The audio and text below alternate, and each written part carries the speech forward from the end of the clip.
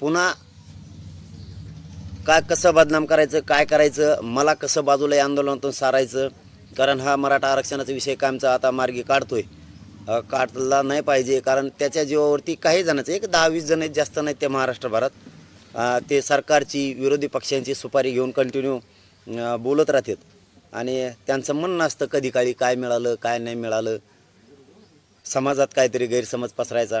परंतु ही लढाई त्यांच्यासाठी नाहीच आहे. त्यांना नाही मिळालं, पण माझ्या गोरगरीब करोडो मराठ्यांना खूप मिळालं. त्यांना पैसे पदं पाहिजे असतील. म्हणजे हा सुद्धा हे पाठीमागचा जे सोशल मीडियावरचा विषय चालू आहे, हा सुद्धा एक प्रकारचा ट्रॅपच आहे. कारण त्यांना कुठं मान सन्मान किंवा काही पैसे किंवा पदं पाहिजे असतील, ते नाही मिळाले की ते कुठं गोरगरिबांच्या या लढ्यांच्या विरोधात बोलतात. कारण त्यांचे बोलणाऱ्यांची पार्श्वभूमी समजून घ्या, पाठीमागची आम्ही घेतली. म्हणूनच आज प्रेस घेतली की याच्यात राजकीय आणि विरोधी दोघांचे पण हे लोक आहेत. यांना एकच विनंती आहे, याच्यामध्ये तुम्हाला सूट आहे. फक्त इथून पुढं तरी आपण आपल्या कार्यकर्त्यांना पक्षाच्या लोकांना दापा. कारण बहुतेक पक्षाच्या लोकांना त्यांना बोलायचं सांगितलं आहे, तुम्हाला श्रेय घ्यायचं आहे. तुम्हाला श्रेय घ्यायचं तर घ्या, पण गोरगरिबांचं मराठ्यांचं खोटं बोलून वाटोळं करू नका. काही मिळालं नाही, काय झालं नाही. यात भरपूर सत्ताधारी आणि पक्षातले विरोधी पक्षातले सुद्धा लोक आहेत की जे बोलत आहेत जाणून बुजून. कारण त्यांचे कुठंतरी कमीपणा होतोय असं दिसतंय, कुठंतरी त्यांना मान सन्मान किंवा काय मिळवायचं होतं ते मिळालं नाही असं दिसतंय, म्हणून ते बोलत आहेत. परंतु तुमच्या मिळण्यासाठी माझ्या गोरगरीब मराठ्यांचं तुम्ही वाटोळं करू नका, म्हणून मी मराठा समाजासमोर या पत्रकार परिषदेच्या माध्यमातून आलो आहे. जर ते इथून पुढं गप नाही बसले तर मी त्यांच्या पक्षाच्या नेत्यासह आणि त्यांचं सुद्धा नाव घेणार आहे की या पक्षाचा नेता यांना पुढं घालतोय आणि सोशल मीडियावरती चालवायला लावतो. आज मात्र जर ते सावध झाले या 2-3 दिवसात तर बरं, नाही झालं तर हा माणूस कोण याचे आम्ही सगळे शोधत आणले. आमच्या लोकांना दिवसात पुन्हा मग आम्ही नावं डिक्लेअर करणार आहेत त्यांचे. यासाठी मी समाजाच्या समोर आलो आहे की मी इतका चिकाटीनं, मी माझी पाठ नाही थोपटत, पण इतक्या चिकाटीनं 24 घंटे रात पाठ एक करून गोरगरिबांसाठी काम करतो. आणि यांची इच्छा आहे की मी आंदोलनातून हटलो पाहिजे किंवा बाजूला निघलो पाहिजे. माझा करोडो मराठा म्हणत नाही तोपर्यंत मी हटत नाही, कारण माझा काही स्वार्थच नाही. इथं माझ्या गोरगरीब मराठ्यांचा स्वार्थ आहे, मराठ्यांच्या पोरात स्वार्थ आहे, म्हणून ही लढाई सुरू आहे.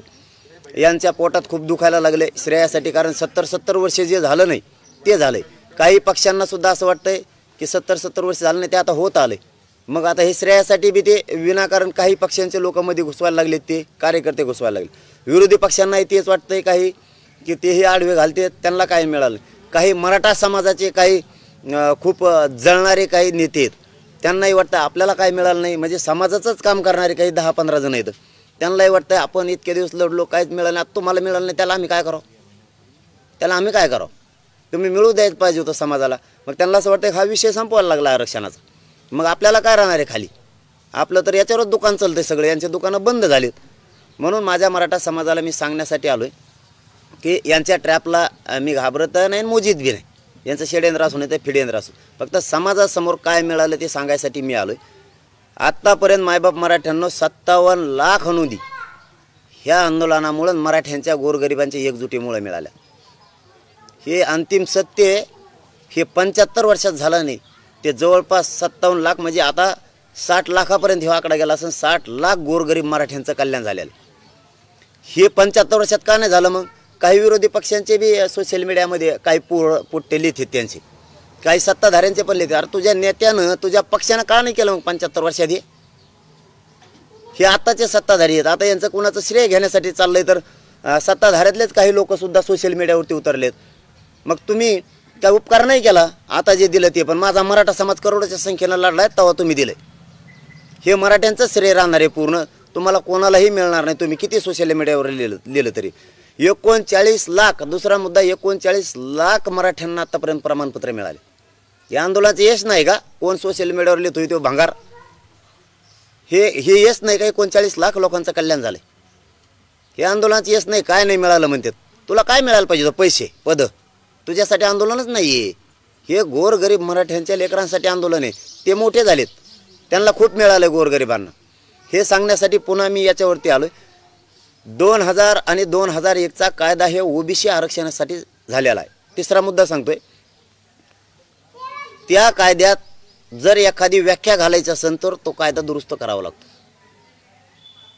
2001चा कायदा ही ओबीसींना आरक्षण देतोय. मग 2001च्या कायद्यानुसार 2006, 2004, 2008, 2014चे कायदे, 2012चे कायदे तयार झाले. 2001च्या कायद्यानुसारच नवीन शासन निर्णय जर घ्यायचा असला तर नवीन काय असेल तर शासन निर्णय घ्यायला लागतो. सगळ्या सोयऱ्यांना शासन निर्णय घेतला असता तर ते उडालं असतं. मग मराठ्यांना ओबीसीत आरक्षण द्यायचंय, ते खास करून मराठा बांधवांना सांगतोय. ओबीसीत आरक्षण द्यायचं. मराठ्यांच्या कुणबी म्हणून नोंदी सापडल्यात, त्या दुरुस्ती 2001च्या कायद्यातच व्हायला पाहिजे, तरच ते चॅलेंज होत नाही किंवा ते उडणार नाही. आणि आपलं चॅलेंज झालं तर ओबीसीचं सगळंच आरक्षण उडतंय मग, कारण आपण सुद्धा ओबीसी आरक्षणात आहेत कुणबी म्हणून. आपलं जर उडणार असलं तर त्यांचं सुद्धा 2001च्या कायद्यानुसार, 1967च्या कायद्यानुसार, 1990च्या कायद्यानुसार, मंडल कमिशननुसार सगळं उडतंय. मग त्यांचं सुद्धा, त्यांचंही काही राहत नाही. म्हणून त्या दिवशी मुंबईला गेल्याच्या नंतर आपण इथूनच सांगितलं होतं की 54 लाख नोंदी सापडल्या, त्या प्रमाणपत्र द्या, त्यांच्या परिवाराला द्या. तर माझी मराठा बांधवांना विनंती, 54 लाखांना प्रमाणपत्र त्यांनी वाटप करत आणले जवळपास. पण 54 लाख ज्या नोंदी सापडल्यात, ही 5वा मुद्दा सांगतोय, 54 लाख नोंदी सापडल्यात. ज्यांच्या नोंदी सापडल्यात त्या बांधवांच्या परिवारांना अर्ज करणं आवश्यक आहे. आता तुम्ही अर्ज करा, तुम्हाला सगळ्याला प्रमाणपत्र मिळून जातील. गावोची गावं निघायला लागले.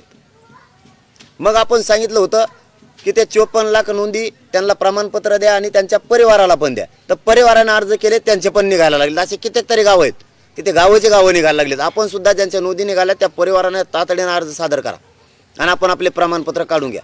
आपण सांगितलं होतं मुंबईला शांततेत जाणार आणि शांततेत आरक्षणच घेऊन येणार. आम्ही मोकळे माघारी येणार नाहीत. आरक्षण म्हणजे काय तिथं घमेल्या ठुललं होतं की एखाद्या म्हणून गुन्हीत घेऊन यायचं आहे? आरक्षण म्हणजे हे कायद्याचं राज्य आहे. तुम्हाला कायद्यात दुरुस्ती करावं लागेल, त्याचा अध्यादेश काढावा लागेल, तरच मराठ्यांना कायमस्वरूपी टिकणारं आरक्षण मिळणार आहे, नाही तर मिळणार नाही.